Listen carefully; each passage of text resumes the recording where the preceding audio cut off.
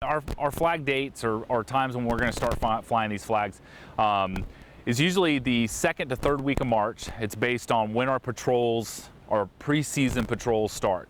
So once we have lifeguards on the beach is when you're going to have flags. We don't give concrete dates because the guards are not set in stone like that. It's when we have them start patrolling and when we have them in patrolling. Once the tower season starts, then you'll see a lot more flags out there. There'll be flags at every ramp and every public walkover, but once the towers start, there's a flag and sign on every single lifeguard tower in St. Johns County.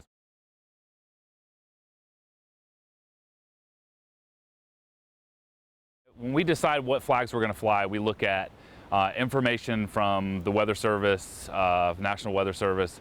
We also look at the actual surf conditions, physically look at it. We look at the local surf reports, and we take into account the wave height, the wind conditions, if we've had storms recently. National Weather Service every day puts out a forecast for rip currents. And that's really what the flags are about, is specifically, almost specifically for rip currents.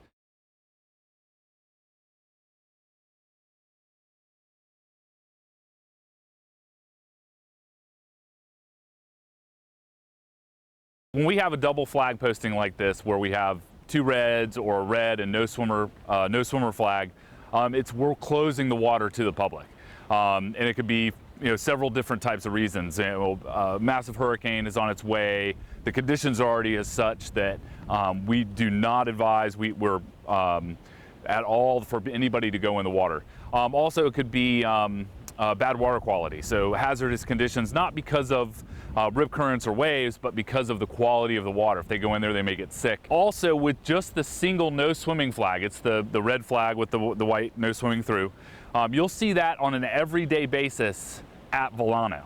Okay, so at Vilano Beach, Porpoise Point area where the rock jetty is at, our guards set those up. There's usually 4 to 5 of them stuck in the ground, and it's denoting an area where there's an all the time rip current.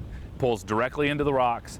So our guards put that up there to give us an area that's not safe for the public to be in. And it's very visible to the public with those big red and white no swimming flags. And when we start flying red, we're looking at the size of the surf. So usually anything over 2 foot. If it's a full moon and the tides are super strong, if we've had a moderate to anything more than that risk of rip currents, then we'll fly red. But it also can just be the look of the day too. We can go out there and it's 2 to 3 foot plus, maybe 4 foot waves, which is 6 to 8 foot faces. We're looking at those types of conditions. We want to have red up there, and it's going to show the folks that, hey, come to the beach. It's a high hazard today. Today's a good day to build sandcastles. Today's a good day to just kind of get your, shin deep, knee deep at the most.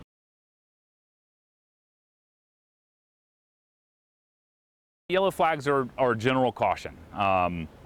You always want to use caution when you're out there in the water. It's also a medium hazard. So you have conditions such as this where it looks calm. There's not a lot of chop in the water, but there may be some rip currents out there where you need to use caution to be, while you're out there. And that's normally what you're going to see is a yellow flag.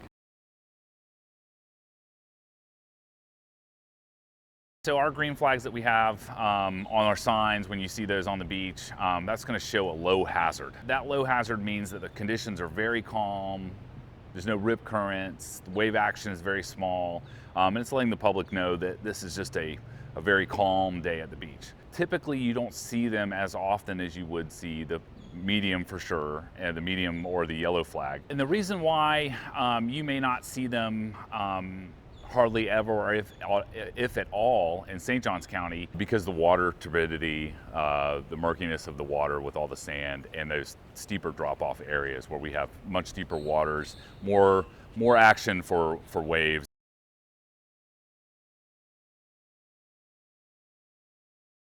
Purple would indicate dangerous marine life, or what it says there on the sign when you see that. But really what it denotes is jellyfish. When we start to have a fair number of stings happen on the beach, we'll start flying purple to allow the public to know that, hey, these are conditions that are out there today. And you notice the sign says dangerous marine life.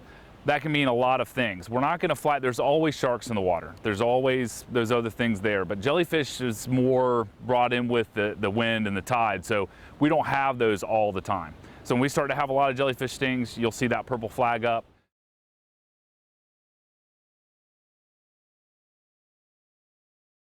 And what we want is the public to come and talk to us about the flag. If they don't understand what it is or what it means, and they're not only on these public walkovers, but they're on every lifeguard tower, is a sign that has the flags as well as what flag we're flying.